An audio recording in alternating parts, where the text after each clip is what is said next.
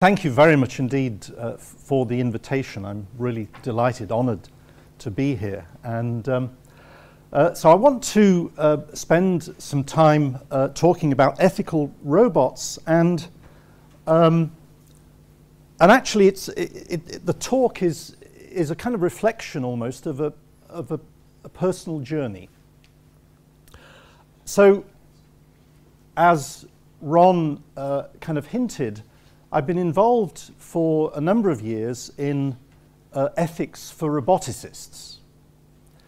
And until only 2 years or so ago, I thought that was it. I thought that I thought it was absurd to think about the possibility of a robot itself being ethical. In fact, I said that in my book, so it's in print that I said you can't make ethical robots. But in the past 2 years, I've changed my mind. And I want to share with you some of the reasons that I think that we can now start to think about making ethical robots. And that, of course, leads to the third segment, the third part of this journey, the and back again.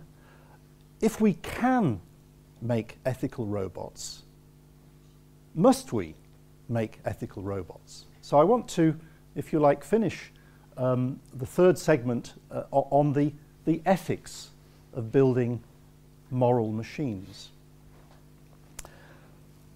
But I thought it would be appropriate to start with a bit of context. I think it's 2007, was it 2009? I may have got that wrong. I was called by the Sunday Times. And the journalist, a well-respected science journalist, said to me, did I know that there was a meeting of the American Association for Artificial Intelligence to discuss robot ethics? And I said, no, I didn't know that. And he then said, am I surprised that there's a meeting of the American Association of Artificial Intelligence to discuss robot ethics? And I said, well, no, I'm not surprised, because that's what we do in the community. We think about robot ethics and the ethics of AI. And, we had a pretty good conversation, and he took a couple of quotes, and I really thought this was not a story. In fact, the story actually would be scientists behaving responsibly.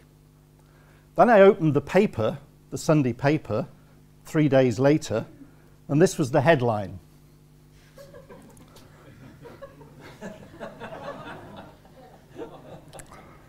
It's true. It's unbelievable.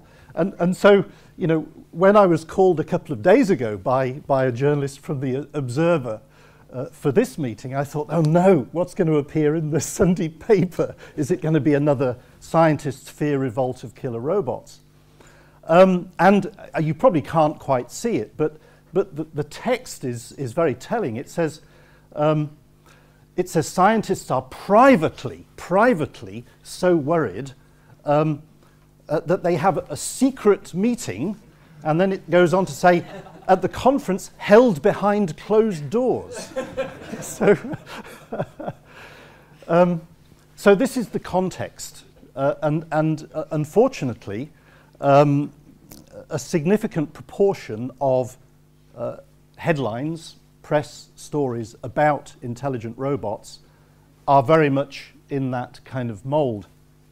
I mean, the crazy thing is that by the middle of Sunday afternoon, I had the BBC Radio 4 Today programme, saying, will you come on the Monday morning show? And I said, well, look, there's no story. There really isn't a story. The story is scientists behaving responsibly. But of course that, nobody's actually interested in that in the press.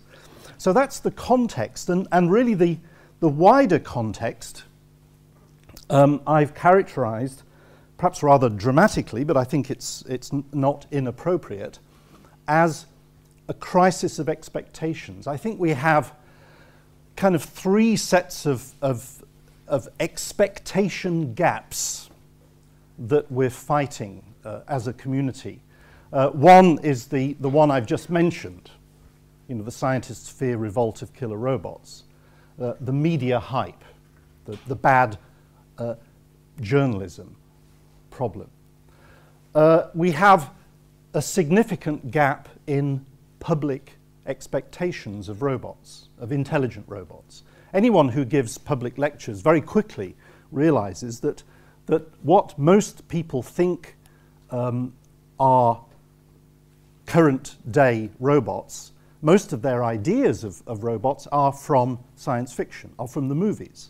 So most people either think that that real robots are just like the ones in the movies, that they already exist, or else they think that robotics has failed completely. In other words, that we've failed to achieve the promise of the 1950s and 1960s. It's really bad news for us because, you know, many of the hard problems that we're working on as a community are problems that most ordinary people think already solved. So there's this significant expectation gap in the public. And thirdly, funder and stakeholder expectations, particularly from policymakers. So clearly policymakers, you know, are not outside this context. And these two kind of expectation gaps are plentifully evident in policymakers. And as a consequence, there is a trend which, I mean, any of us, all of you, you know, will see this from your own work in writing grants, in my case, mostly writing failed grants, that, you know, there's a trend to overpromise. And it's a strong trend, of course, particularly in cognitive systems, because, you know, that's how you win the grant, is that you promise a significant amount of innovation. And I argued in this paper, A Crisis of Expectations, which you can find on my blog, that if we're not careful, there's going to be another AI winter. We've had AI winters in the past, and these things, you know, sometimes are cyclic. So really there is, in my view, a lot to worry about in terms of expectation. So this is a kind of societal context for robot ethics. Of course, you can't talk about robot ethics very much without coming across or without acknowledging Isaac Asimov and his famous 3 laws of robotics. I'm in good company. Wendell Wallach and Colin Allen in this terrific book refer to Asimov in about page 2, I think. And when a cross-disciplinary group, including several people in this room in the UK, from EPSRC, the Engineering Physical Sciences Research Council, and the Arts and Humanities Research Council met in 2010 to talk about robot ethics, we agreed pretty much straight away that this was a good starting point, which kind of surprised me, but actually the more I got used to it, well, you've got to start somewhere, and here's as good a place to start as any. I'm not going to dwell necessarily right now, but I will return to Asimov a bit later. But what kinds of problems are we talking about when I refer to problems of robot ethics? Well, here are a few examples. Robot android. Oh, are you surprised that I'm a robot? Take a look at me. I look just like a human, don't I? Well, it is really hard to recreate a robot which looks just like a real human. This is what I call the ethical problem of humanoid robots that appear to be smarter than they really are. This little movie of this Actroid robot is shocking because, of course, it's an extraordinary robot in terms of appearance. But, of course, this is a robot that really is no smarter than your washing machine. And of course, you know, that's okay for the people in this room. We understand that and we don't have a problem. But of course, for many people, appearances are everything, and not surprisingly so. So, you know, I think that we have a problem in the community, an ethical problem of what I call the brain-body mismatch problem. In fact, you know, let me ask a question. Is it ethical to build robots that look much smarter than they actually are, than they actually behave? I'm just throwing up a few ethical problems. There are many. Here's another one.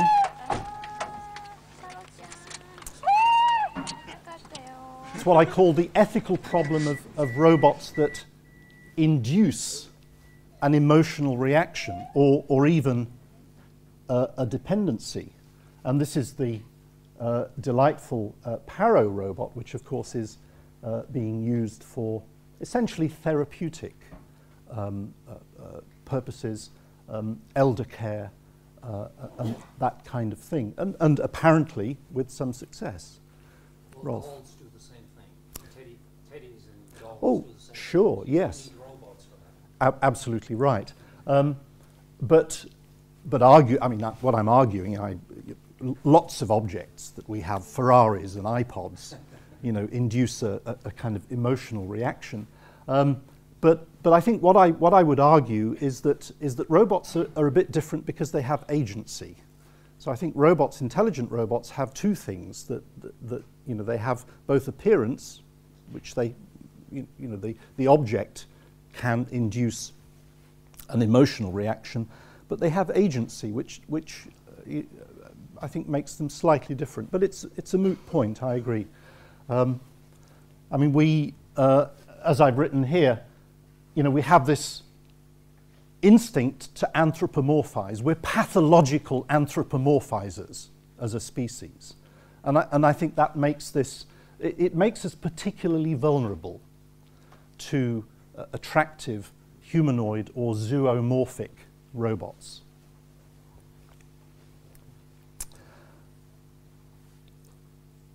I want to refer to the safety problem, and you may think, well, safety, this is a talk about robot ethics. Why am I talking about safety?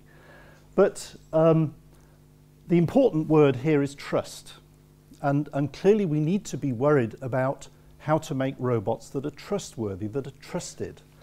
And trust and ethics are really tied together. They're important things to think about together. And I think that the safety problem is very closely linked to the ethical problem.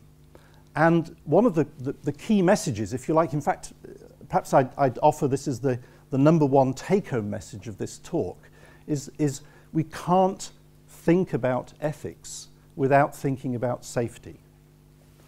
So I've crossed out engineered system and written cognitive system. I think that cognitive systems are, of course, engineered systems, but they must be safe and ethical in order to be trusted. And of course, we have many examples of existing complex engineered systems that are trusted. But of course, with reservations. I mean, we trust airline autopilots, but only if there's a human pilot or two keeping an eye on those systems. So our trust is not complete. It's a kind of, you know, just about, you know, okay for now kind of trust. It's a rather limited level of trust. But I wanted to include this because, you know, verification is something that we're going to have to do with future intelligent systems, future cognitive systems. And that's a very hard problem. So it's all very well thinking about ethical systems. How do we verify them once we've built them, assuming we can build them? That's another very hard problem. And of course, this is a well-known problem. I'm sure you're all comfortable with the idea that uncertain, unpredictable environments is a major problem for us. The problem of safe, ethical cognitive systems in unstructured or unpredictable environments. And of course that means any environment with human beings in it is by definition unpredictable. Yet robots designed to share human workspaces, human environments, must be safe. That's not an option. We have to build safe robots. Well, I'm saying they have to be safe and ethical, and I'll kind of develop that. But at the same time, it's an extremely hard problem. Just making safe robots is a hard problem. I just want to kind of conclude this first segment of the talk by reflecting on the fact, and I'm rather nervous, conscious that there are proper ethicists in the room. I'm not, I'm an amateur ethicist. But I want to just highlight the fact that there are several categories of ethical harm. I'm sure there are more than three, but there's unintended physical harm. That's fairly obvious, and I suppose unintended physical harm is best characterizes, if you like, the Asimovian robot ethic. There's unintended psychological harm, which you could argue, I kind of touched upon in the the ethical problems of humanoid robots that are not smart, or the ethical problems of emotional dependency on robots. And then there's this huge third category, which I've called unintended socio-economic harm. And although I'm not going to say any more about this during the talk, within that third category is the ethical question of whether intelligent robots create or destroy jobs, and that's a problem that I hope at some stage, Ron and Vincent, we might debate in this meeting, because it's something that we as a community should not shy away from. So the question that we face is, how can these harms be minimized or mitigated? Now, I referred earlier to this 2010 working group on robot ethics, the one that several of us were. Is Joanna here? Yes. Joanna's at the and Blay were both part of that working group. And I just want to very quickly share with you the outputs of that group. I'm going to do these very quickly, but I just want to give you a flavor.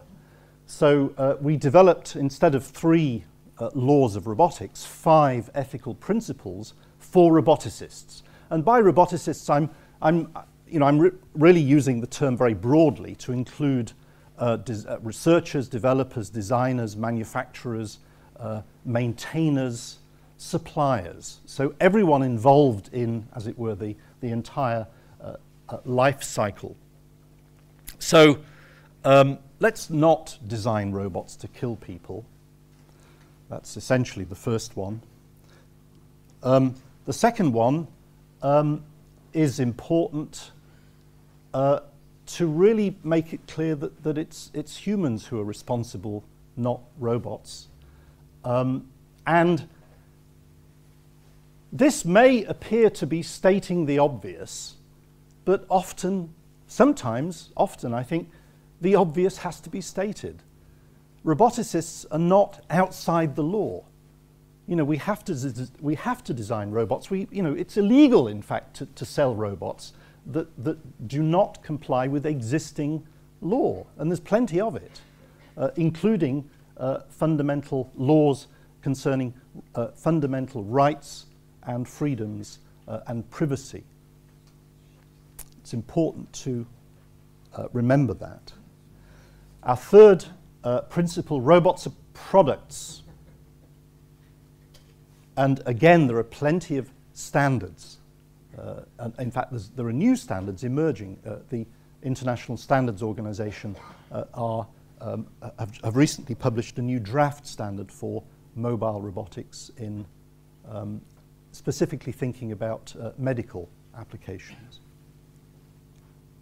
And finally, oh no, not finally, number 4, robots are manufactured artifacts. So this is this really touches the point about we should not be deceiving users of robots, particularly vulnerable users. This little picture, if you can't quite make it out, this is Toto in The Wizard of Oz. So, you know, the kind of, the back of our minds was the idea that you should always be able to pull the curtain aside and reveal, as it were, the true robot nature of the robot, even if the robot is designed to look like a baby seal, for instance. And finally, legal responsibility should be attributed, should be very evident for robots. And I do encourage you, and thank you, Joanna, for saying that I should point this out, to check the ethical principles.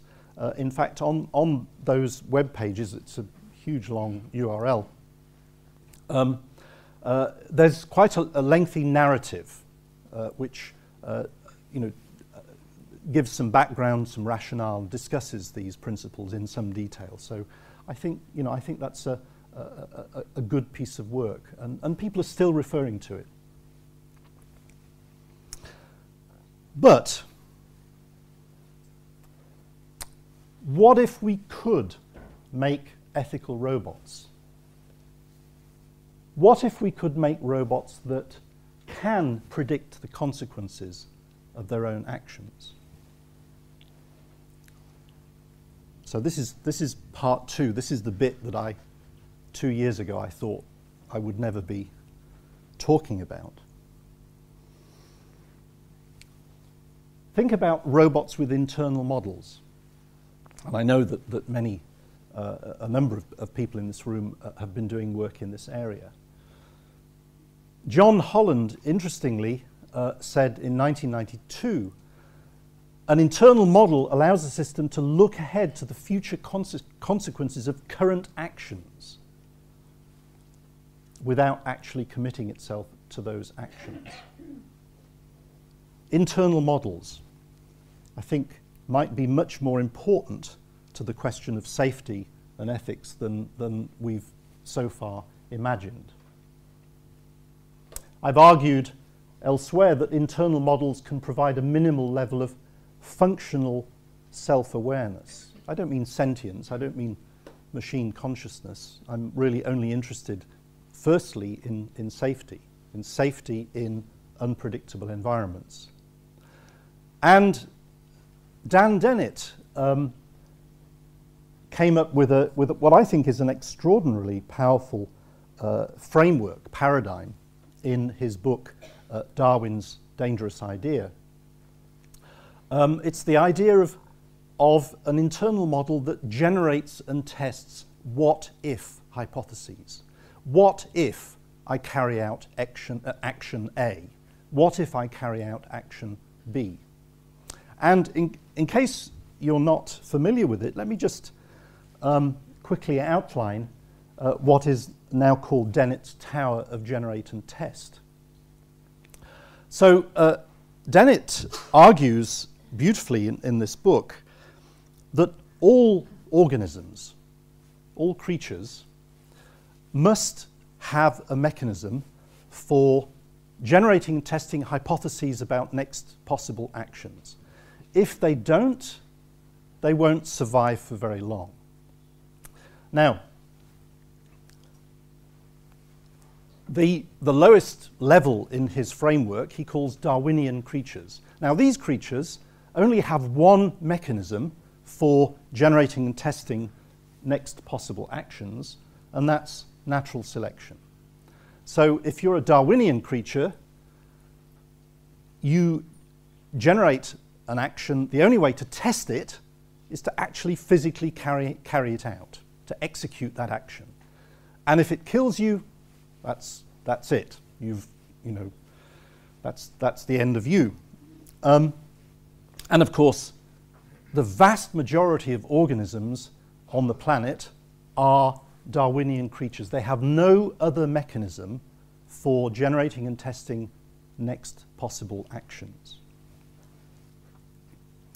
The next rung, a subset, in fact really quite a small subset of Darwinian creatures, are what Dennett calls Skinnerian creatures. So they have one thing extra, which is that they can do individual learning. Skinnerian learning. Actually, not just Skinnerian learning, but the point is that if you're a Skinnerian creature and you generate a next possible action and try it out, and if it doesn't kill you, but you still decide it was a bad idea, then you learn from that. And you don't do that action again. So that's a Skinnerian creature. But the next one on his tower is the most interesting one from our point of view, from the point of view of this discussion. And these are what he calls Popperian creatures. So a Popperian, and again, it's a very small subset now of Skinnerian and Darwinian creatures. A Popperian creature has an internal model. This is an extraordinary invention of evolution. A Popperian creature can generate a next possible action and model that action internally before deciding whether to carry out the action or not. This is a substantial evolutionary advantage. Internal modeling. So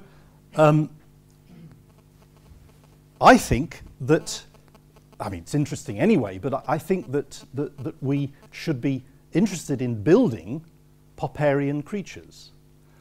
And I also think that we may have to build Popperian creatures in order to make cognitive systems that are safe.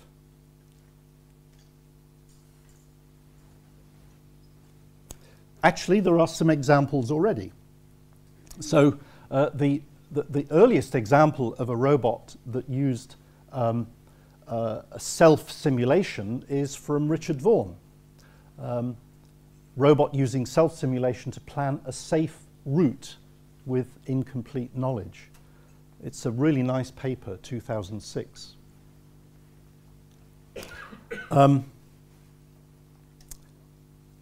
Josh Bongard and colleagues famously built this kind of robot starfish type machine, extraordinary machine. It has an internal model that it uses to learn how to control itself and then also to adapt to any physical damage or changes. It is really a good example of a Popperian creature. Here's, I think, my favorite example, which is Etche Robot. And in fact, several people in this room were involved. Owen Holland was the vision behind Etche Robot. So Etche Robot has a deliberately complex body, an absurdly complex body, in fact. As you can see, it's full of tendons and kind of bones. It's what Owen refers to as an anthropomimetic robot. In other words, anthropoid from the inside. Most humanoid robots are only anthropoid on the outside, so it's an important distinction to make. But Etche Robot uses its internal model as what Owen and his colleagues call a functional imagination. A mechanism for, in fact, generating and testing next possible actions before the robot then actually carries them out. Actually, the purpose of that internal model is so that the robot can actually physically control itself. But nevertheless, extraordinarily interesting work. And my last example from my own lab is very simple, in fact, completely the opposite of Etche robots. These are epoch robots. Again, where each robot has an internal model of itself, but this time an internal model of itself and the entire swarm inside itself. So I just want to, if you like, highlight the fact that internal models work really nicely in a swarm context, in a multi-robot context. Of course, it's difficult, it's challenging engineering to fit a simulation of a robot and the rest of the swarm inside each individual robot. So there are some pretty good examples, pretty interesting examples, I believe, of existing Popperian creatures, robots with internal models. And that leads me to suggest a kind of generic internal modeling architecture for safety. I mean, any of you could come up with this, you know, on an envelope, I'm sure, in a few minutes. It's really quite straightforward. So we have the robot controller, the regular robot controller, the thing that we've been working on for decades, which is in the outer control loop. So the robot controller is accepting sense data, it's generating actuator demands. Then in parallel with that control loop, we have the internal model. The purpose of the internal model is to evaluate the consequences of each possible next action. And this is entirely, I think, and properly, Dennett's loop of generate and test. And I was very happy that he agreed with me when I discussed this with him. I think he was rather astonished that anyone would think of making a robot based on his generate and test framework. So I have another talk which goes into the internals of this, but that's a different talk. The thing I want to stress here is that the purpose of the internal model, as I'm proposing it here, is to allow the robot to decide what actions not to take, not what actions to take. And I think that's an extremely important point to make. The robot controller has in it action selection mechanisms.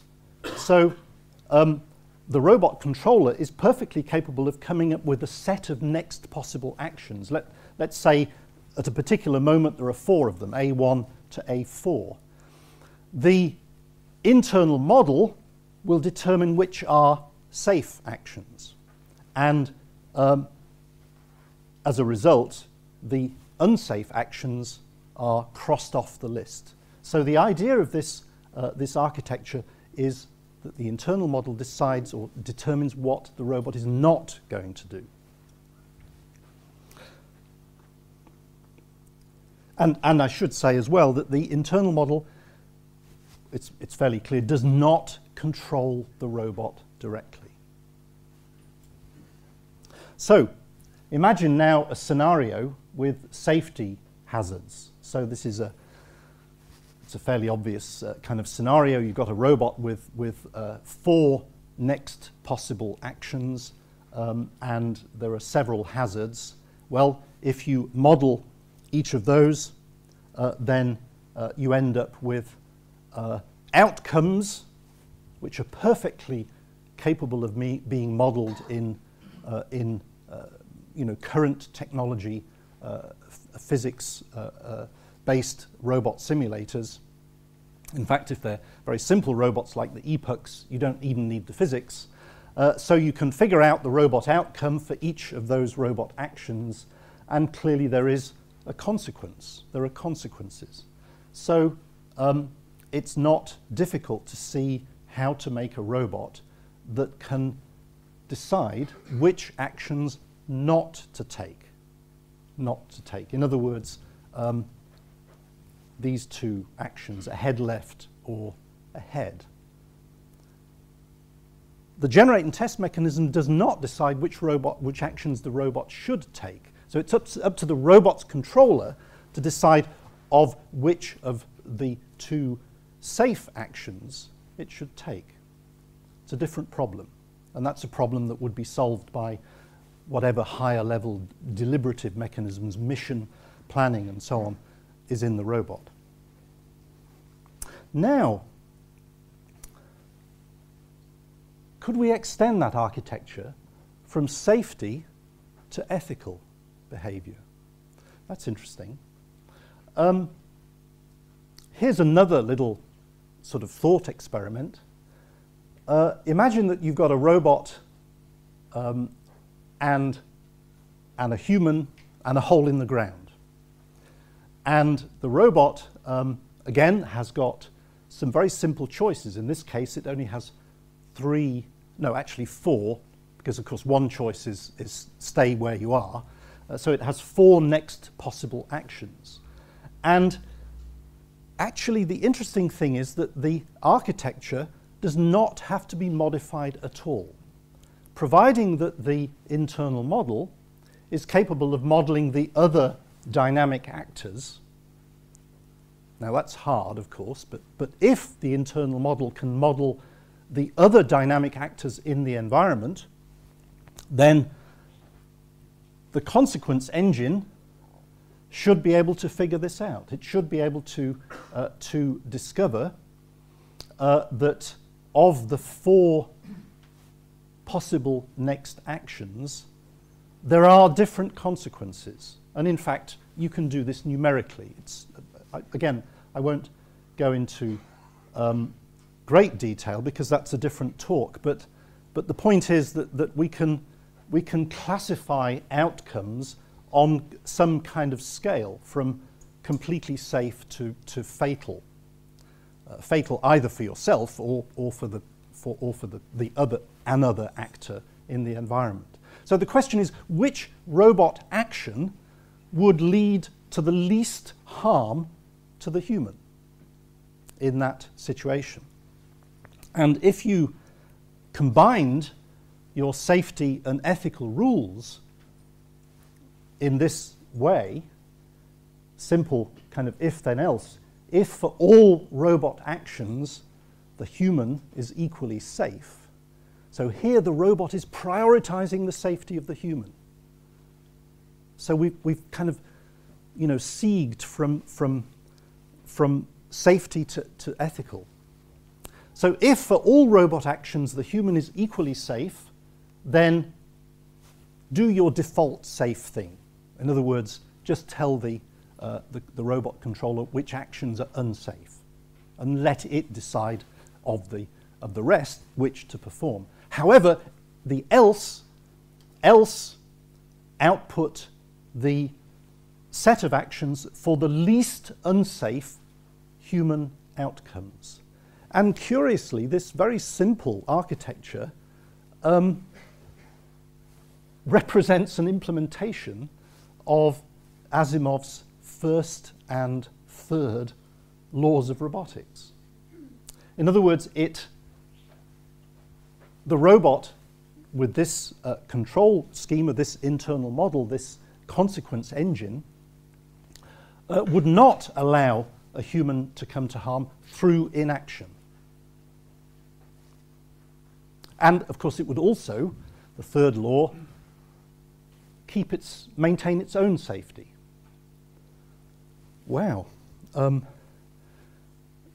So this was a surprise to me. Most of the work that I was doing on this internal modeling thing was entirely to do with safety. Safety was my primary interest and objective. Safety in human environments, safety in unpredictable environments.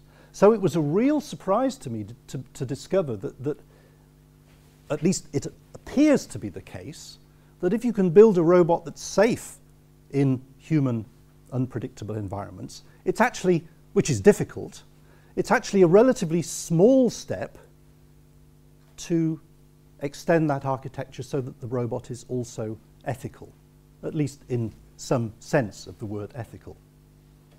Asimovian ethics. And interestingly, it's really no change to the basic architecture to make this an adaptive robot, make it a learning robot. Again, I'm not concerned here with the learning mechanisms. I'm assuming that the learning and adaptation mechanisms are in the controller.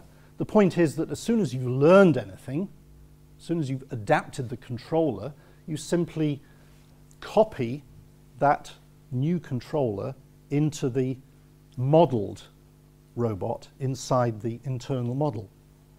So again, it doesn't seem to be difficult to extend, at least in principle, this architecture to adaptive systems. Wow, this is possibly an architecture for robots that are safe and ethical, adaptive robots that are safe and ethical in human unpredictable environments. I'm sure I must have got something wrong. It can't be that easy. Well, of course it's not. And of course, anyone who's built robots with internal models will know that there are huge challenges. There are huge open questions, really difficult, deep research questions. Fidelity. How do you decide, how do you build a simulator, an internal model with sufficient fidelity? How do you, actually I think this is the most difficult one. How do you wire up that architecture? How do you wire up the internal model to the robot's sensors and actuators?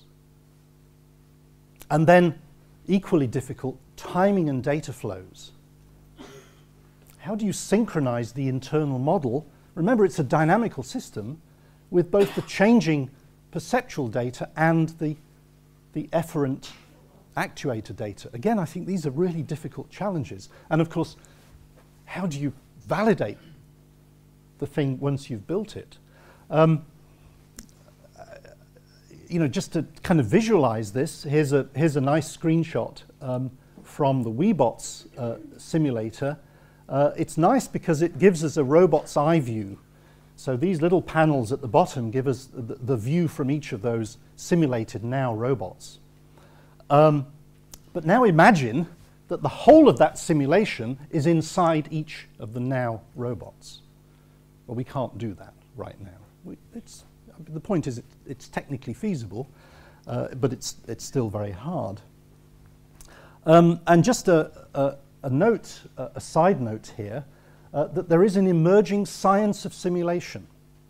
So I was part of a UK-funded project called Cosmos, Complex Systems Modeling and Simulation, and we've almost finished a book which sets out a new science of simulation. So I think that might be a useful tool in solving the problem of how to really make Popperian creatures. And just to elaborate a little bit more, how often, when and how often, for instance, do you need to initiate the generate and test cycle? You know, Dennett's generate and test cycle. I mean, maybe, just a thought, when the object tracker sees something starting to move. And of course, if that becomes expensive computationally, well, okay, you just slow the robot down. Actually, that seems kind of intuitively correct. I mean, we do that. So animals typically do, in fact, physically slow down if there's something going on in their environment. So there's, you know, it's interesting. very interesting. How far ahead, of course, should the internal model simulate? Clearly, if that time is too short, the model will simply not encounter the hazard. If it's too long, too bad, the robot's too slow then. Ideally, this should be adaptive. In fact, I think we may need a kind of set of simulators, you know, kind of lo-fi to hi-fi simulators. So the lo-fi simulator works, you know, it's cheap and fast and works in many situations, works well enough. Interestingly, I think there's even a hint, just a hint, of neuroscientific plausibility here. Many of you, I'm sure, are familiar with Benjamin Liebei's quite surprising discovery published in 1985. And of course, this demonstrated a lot of controversy about do we really have free will if in fact we're not conscious of our actions until after, you know, we've initiated the process of actually carrying out those actions, you know, neurologically. And one of the solutions to that conundrum was, in fact, Liebei himself coined the term free won't instead of free will. In other words, he argued that actually maybe consciousness is more to do with deciding what not to do than deciding what to do. So actually I'm kind of encouraged by that because it lends a smidgen of neuroscientific plausibility. I'm sure the proper neuroscientists here will disagree with me. So if we were to build this robot, and you know it's hard, how ethical would it be? Well, clearly the robot would be an implementation of a subset of what I call Asimovian ethics. So the first question is, would they satisfy an ethicist? I guess not. I think the answer is probably no. I mean, these are not proper ethics. But another question, which I think is equally important, is would they help to increase the users, the publics, the wider societal community, help to increase their trust in these robots? And I think probably the answer is yes. In other words, I don't think we need to do, we don't need to build robots that have, provably fully featured Kantian or Aristotelian ethics in order to, as it were, increase trust in these minimally ethical robots. I say, I argue that this approach would provide a minimally but sufficiently ethical robot to at least merit the label ethical robot. Again, I'd be delighted to discuss this. But let me say again, its primary aim is safety. Safety leading to ethical. Wow, that sounds kind of counterintuitive. It's interesting to look at Moor's 2006, actually, and in several papers, categories of ethical agents.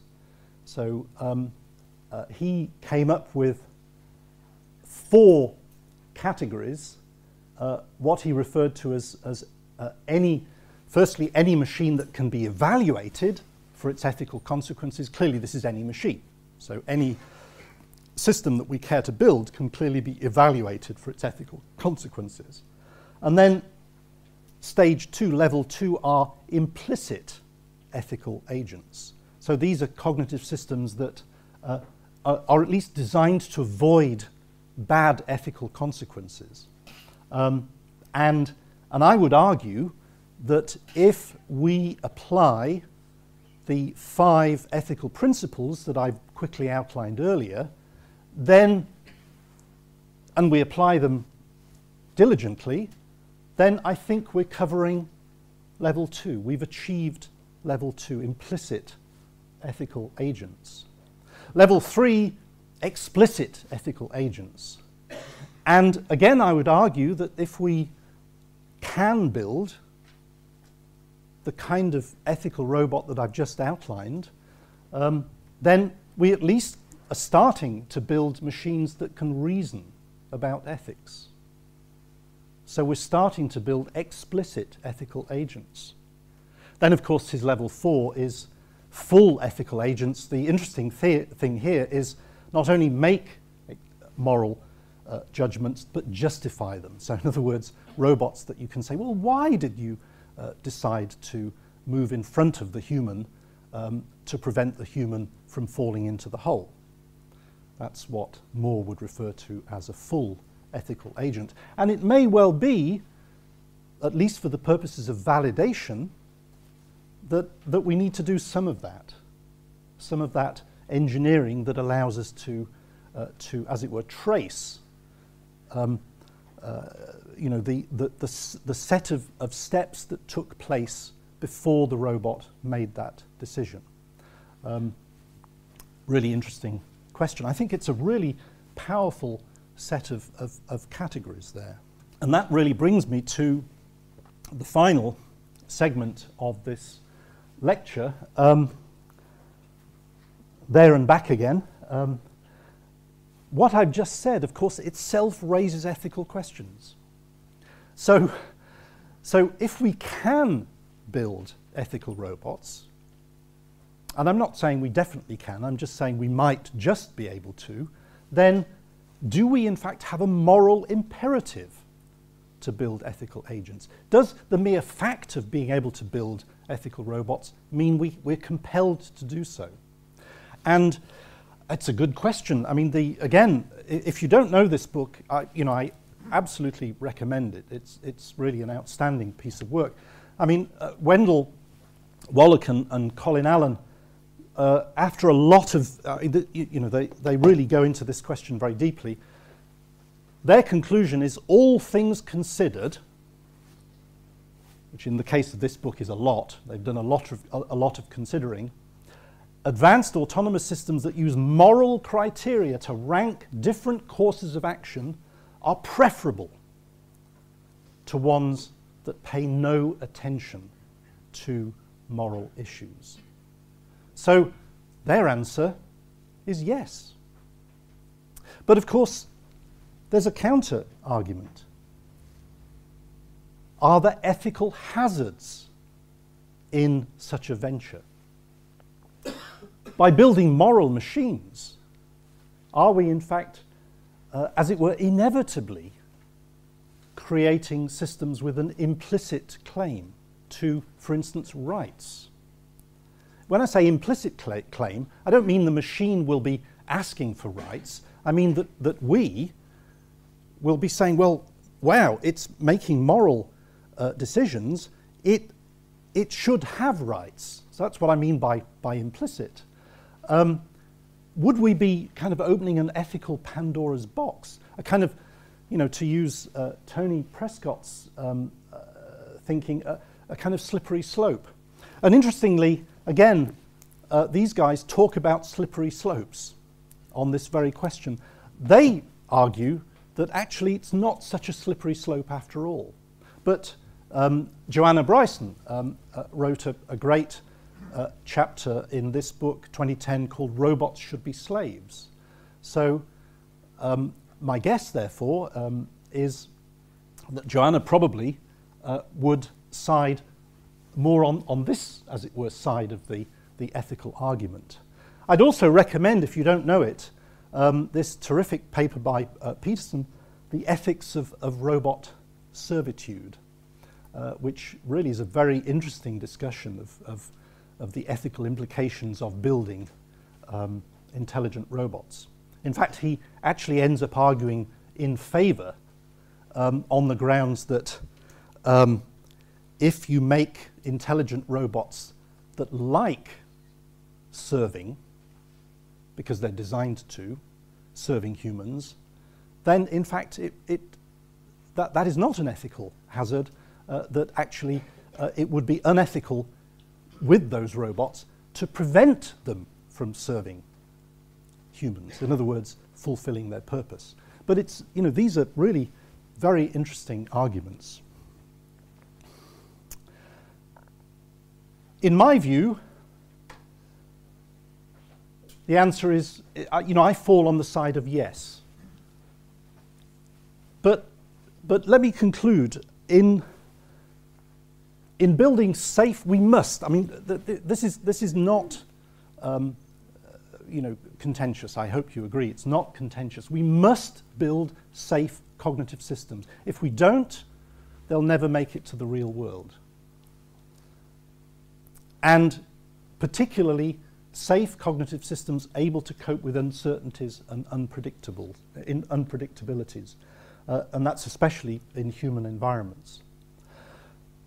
And I hope I've argued, I hope I might have persuaded you a little bit, that the mechanisms to build safe robots, surprisingly, might allow us to build moral machines. And should we build morally machines? Must we build moral machines? Well, I think the answer is yes, a cautious yes, with eyes open. Thank you very much indeed. Thank you.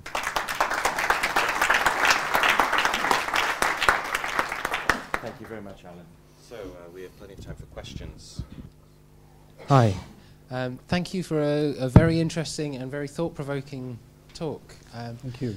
I'm very much a fan of using prediction and models of prediction, but particularly in the sensory motor sense. But the way in which you got to Asimov's laws really reminded me of the old sense plan model act and the frame problem. And I wondered if you'd like to comment on that. Yeah, you're absolutely right. I mean, my first counter argument would be, well, actually, we're not doing sense, plan, and act within the control loop. So the bit of deliberation, the bit of kind of world modelling, is actually not in the main control loop. It's something that's happening in parallel on the side. As for the frame problem, yeah, that's tough. But I mean, there are interesting.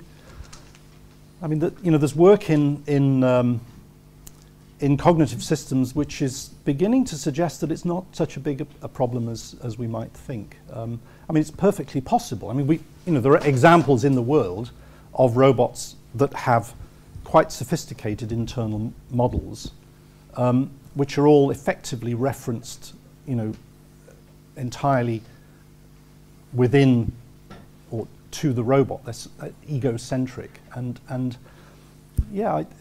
But you're right. I mean, it's one of the hard challenges. Great talk, Alan. Thank you. Since you called me an ethicist, I wonder if I can be allowed to make a robotic point and leave someone else in the room. Someone else in the room can use the dread word consequentialism. Okay? No? Well, okay. Your first 2 points about safety and anthropomorphism unfortunately interact in future systems. As I'm sure you're aware, modern airliners are robots. They do all the flying. The boys and girls in uniform are just there to reassure the passengers.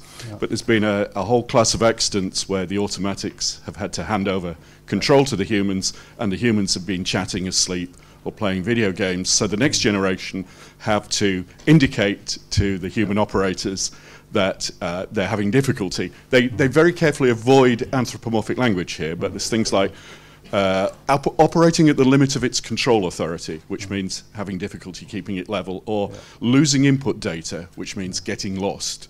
But the current debate in this is really very interesting, because for a lot of humans, the minute they get an indication that the automatics are having trouble, they say, right, I'm on, because they're full of the right stuff. So people are trying to work out a form of interaction where the automatic system can indicate that it might need help, but doesn't actually want help, which I think is a very strong step that's going to come out of safety towards, I'm sorry, I can't do that, Dave. Okay.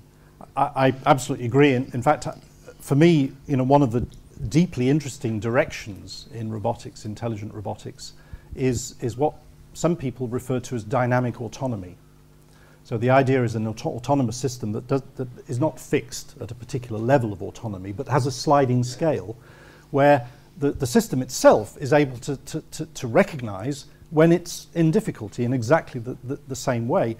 But that then raises hugely interesting questions of human-machine interaction and the psychology, the ergonomics, all of that stuff, the training. Very, very interesting. But I think it's, I mean, in my view, if working on autonomy, the most interesting area of autonomy is dynamic autonomy, exactly the kind of situation you've described. Yeah, yeah. Hey, thanks for the opening our thinking about this. I have two comments. First is on the general purpose. Ethical or moral agents like us, which I guess nobody doubts that we are moral agents, are prone to commit evil or wrongdoing. So I see a tension in the general project to try to build machines that can be able of doing the same kind of wrongs as humans. That's for the goal of trying to build this sort of systems. And for humans, when we do something wrong, we normally feel remorse. That's to point out that in the psychological structure of our morality, emotion plays an important role. It's not just a matter of complying with the rules. That's for the general approach. But I also have a comment on the internal model proposal. As I understand it, you are using this notion of internal model that's used for control. But as I understand it, well, this for non-control, for uncontrol. Yeah. But it has to do with the current situation. Yeah. But I think that you were implicitly understanding this as a ability to make plans. So in our case, we just not just think about what if questions in the current situation, but what if questions about the future, and also about the past, and that's why we feel remorse. What if I had done something else, the consequences would have been different. So to make this concrete, the notion of internal model that you are using, maybe you are overextended it because you are understanding it in a broader sense than it really is from a technical point of view. I don't know, it can be extended to cover the future or the past. These what if questions maybe could be extended. But as it is right now, I think it's just for the current situation. That's absolutely right. So I'll do your second point. I'll try and cover your second point first. You're absolutely right that I'm taking an incredibly simplistic view, which is okay. Any agent has to make has to solve the action selection problem. It has to decide what to do next. So this is simply a mechanism for generating and testing those actions, those next actions, and evaluating, as you say, the consequences, the consequentialist view of those actions. But there are, you're quite right, some interesting implications, particularly if robots had, in addition to this kind of architecture, the ability to remember everything they've done, which is easy, of course. Memory is free. So robots can remember everything they've done. Although I've not thought about this remorse kind of question, what I have thought about, and in another sort of project context, is the idea of robots telling each other stories. So the idea that if robots carry out particular actions, they turn out to be bad actions because they've internally modeled them, then using social learning, robot A can actually tell the story to robot B. The interesting thing is that story is a fiction, because the story is of a set of actions that robot A never carried out because it decided that they were a bad idea. So wow, this reminds me. the wonderful Richard Gregory, about 7 or 8 years ago, said to me once, he said, Alan, he said, when your robots start telling each other stories, then you'll be really onto something. And of course, at the time, I thought, well, that's a really strange, kind of puzzling, paradoxical statement. But yeah, you know, there are all kinds of interesting, you know, corollaries, if you like, and I think that's one of them. I mean, going back to your remorse point, one of the things that does worry me about this approach is that you're engineering ethical behavior into a non-sentient machine. So, although I've argued that you could have simple kind of no-harm ethics, Asimovian ethics, that machine is, you know, let's not make the mistake of imagining that we've built a sentient machine, you know, a machine that's able to, as it were, reflect on, you know, the consequences of its actions, as it were, you know, in the sense of regretting those actions. And maybe that's a bad idea. Maybe we should not be making moral machines until after we've made sentient machines. Although I think making sentient machines is so hard that we would have to wait a long time. And I think the imperative to make safe machines, and at least minimally ethical machines, is right here and now. Yeah, thanks. I always find it amusing when speakers bring up the subject of Asimov's 3 laws, because I read a lot of Isaac Asimov when I was younger, and I don't think Asimov was trying to set out any kind of practical outline for how to build robots. He was just trying to tell a good story.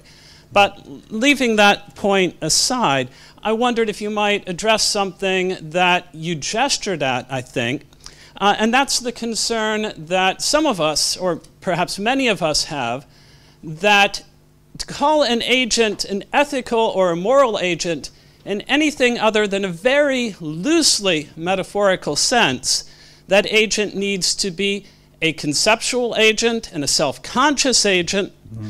To be a conceptual and a self-conscious agent, that agent needs to be a cognitive agent. In order to be a cognitive agent, that agent needs to be, in some substantive sense of the word, alive. Now, I don't think there is any reason in principle that we cannot create artificial life of the appropriate form, but I don't think that we have created artificial life of the appropriate form. I don't think we've created artificial life in any true sense as of yet. So should we be calling these agents ethical agents? Is that misleading ourselves into thinking that there's something more than they are? It's a very good question. I mean, it's very interesting that John McCarthy regretted inventing the term artificial intelligence. In fact, he regretted it quite soon after the term was invented. And yeah, I mean, it's a good point you've made. Maybe it's dangerous to publicly announce that we've built moral machines because the inference it's against perfectly natural. Claim, that we should be careful about expectations. Exactly, you're quite right. Yeah, you're absolutely right, Rolf. And I have contradicted myself. In a sense, the counter to this, and this goes very much back to Tony's great talk yesterday about doing all of this openly, not behind closed doors, not in a private meeting, but making this, not only the actual research, but the thinking and so on, very transparent. Perhaps that's the answer to that. Or maybe we just invent another terminology. Yeah. Okay, let's move on to Marcus then. Sorry, coming back to one of the early slides on the 5 ethical laws, and also related to the Asimov law, I thought that your first law is very much reducing the severity of the first law of Asimov. I mean, it's very clear, no harm to humans, while your first law is, in my thinking of ethical, not ethically sound. Because it says, not solely, doing no harm. So, I think it's a very strong reduction of what Asimov says, and it allows robots to kill humans, as it's formulated. I mean, you might need to go back to the slide. Yeah, yeah. This was the most controversial in the group. Yeah, but it's not. It's the same. It's not tractable to have an ethical robot or a safe robot. I mean, you know, with all the insecurity of or uncertainty of any sensor that gives you, you know, there's never a safe robot. You know, forget about it. So if you start out in the first law here already to be, you know, not sound, you know, there's no chance. Yeah, this is not a law. It should not be designed solely. I mean, sorry, I can never ever agree to this, personally. I don't think this is ethically sound. Just my statement. Perhaps I can kind of get out of this by firstly saying these are not laws. These are, and secondly, they're draft principles for discussion. So these remain a set of draft principles for discussion. But you're quite right that many of us in that group were very uncomfortable with this final qualifier. Deeply uncomfortable. I mean, I argued against it, but you know, there was a kind of pragmatism, which is that there's no point writing a set of ethical principles if the entire defense community immediately say, well, they don't apply to us.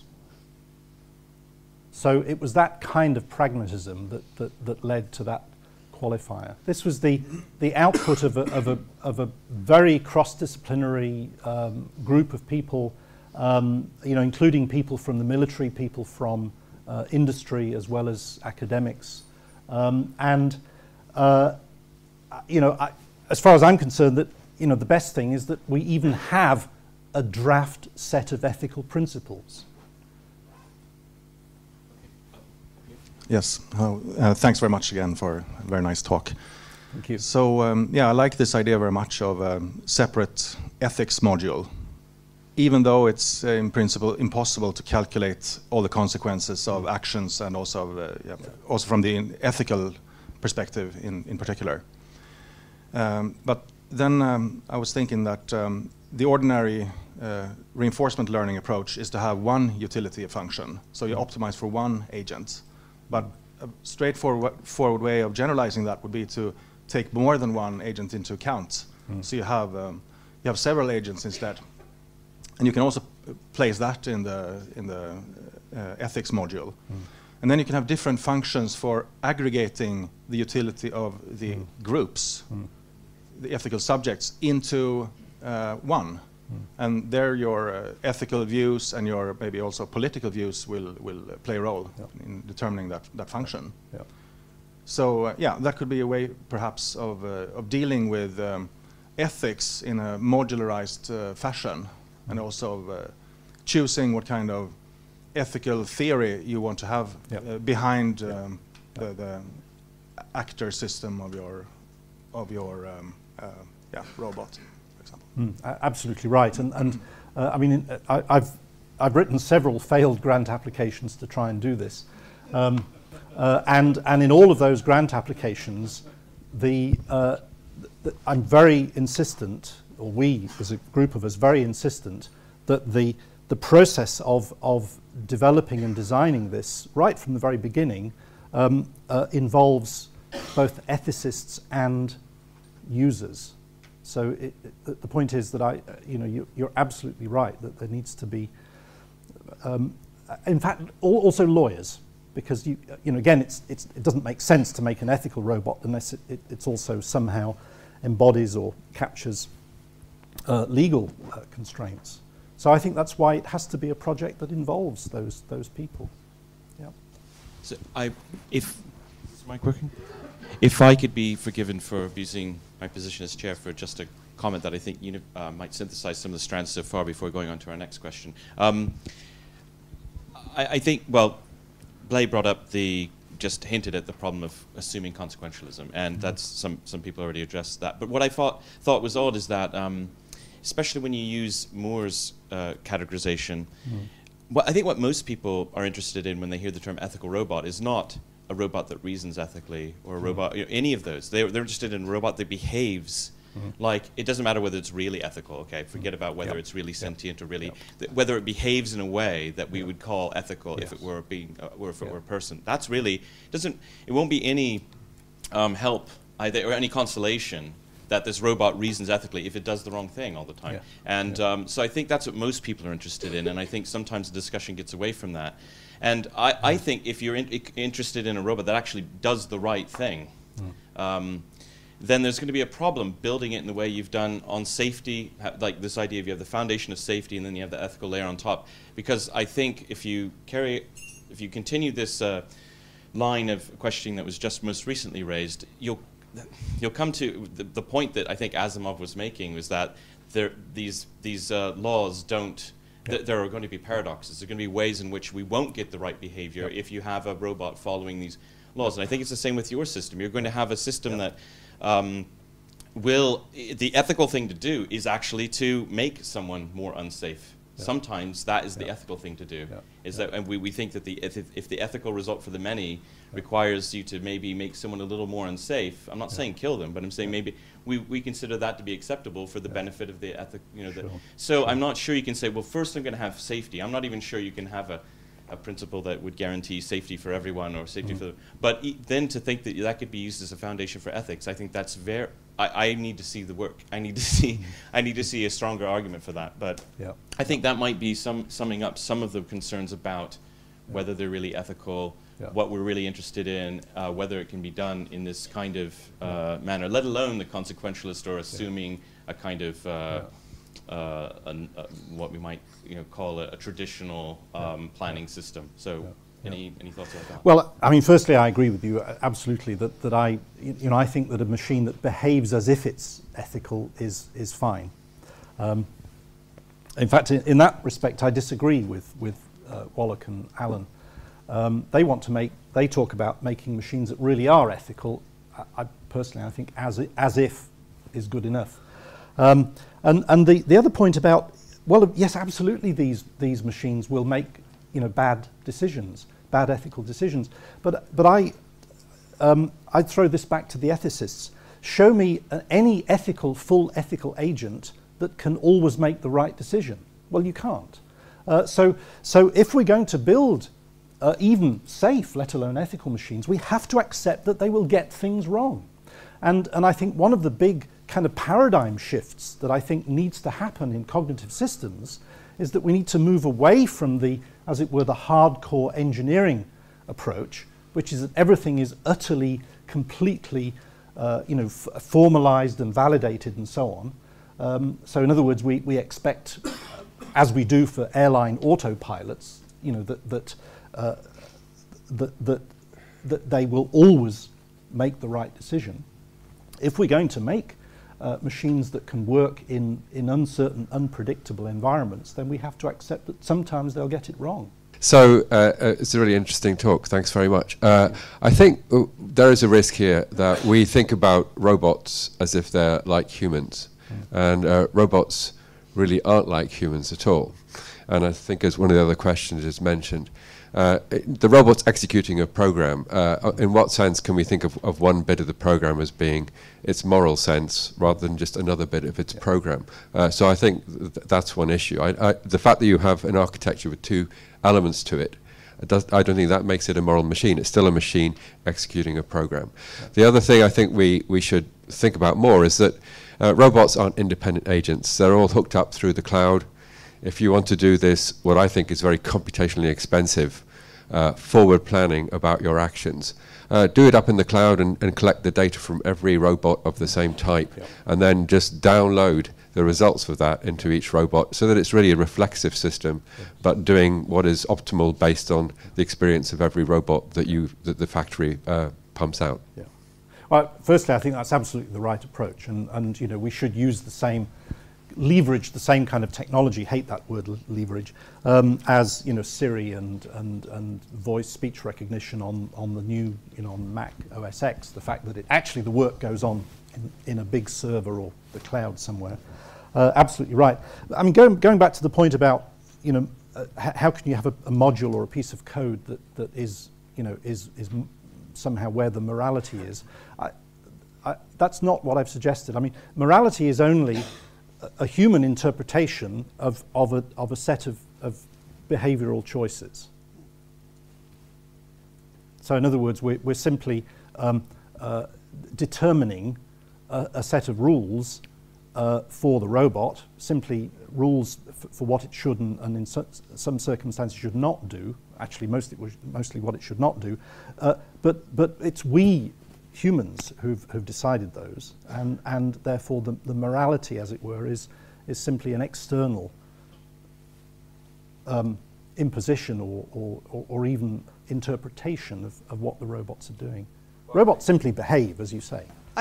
Thanks. I really liked what your talk and also what Ron and Tony just said. But I wanted to step in a waves back. So if you can throw your mind back to when you were talking about sentience. I think one of the great things about AI is that it allows us to take all the pieces apart and look at them separately.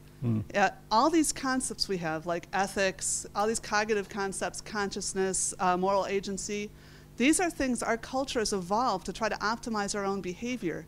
Dealing with humans that are complicated, evolved biological agents and where you can't separate all these pieces.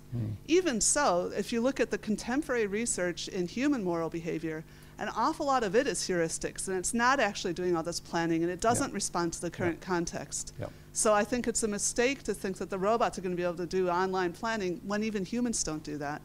Although, yeah, maybe if you used a cloud, you could do that. But I don't like confusing these terms. I mean, I don't think sentience is binary, right?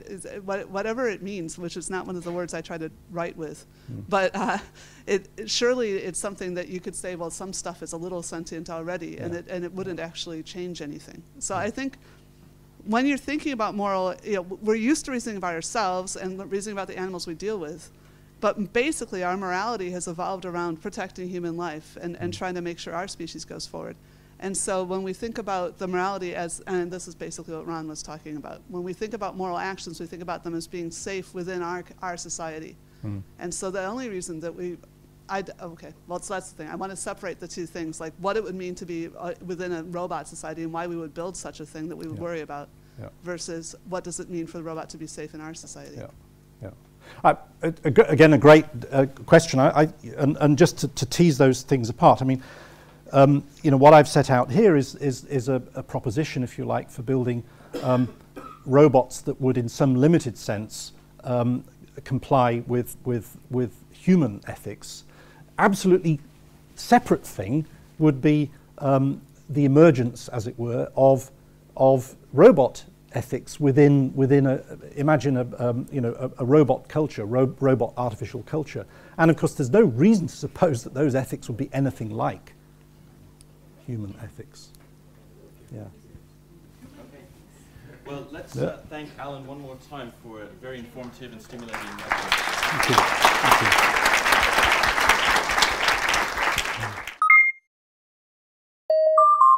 Thank you.